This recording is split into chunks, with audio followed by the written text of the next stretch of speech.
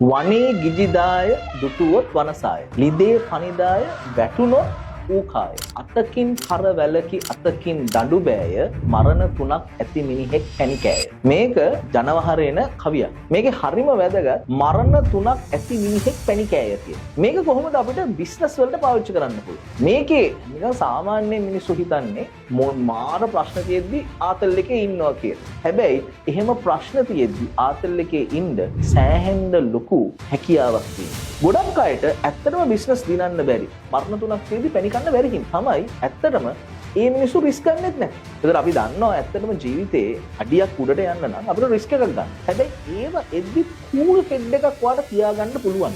ඔය හැමතැනකම දිනන. ඒතර ලයිෆ් එක දිනන්න මේ කවිය මාර වැදගත්.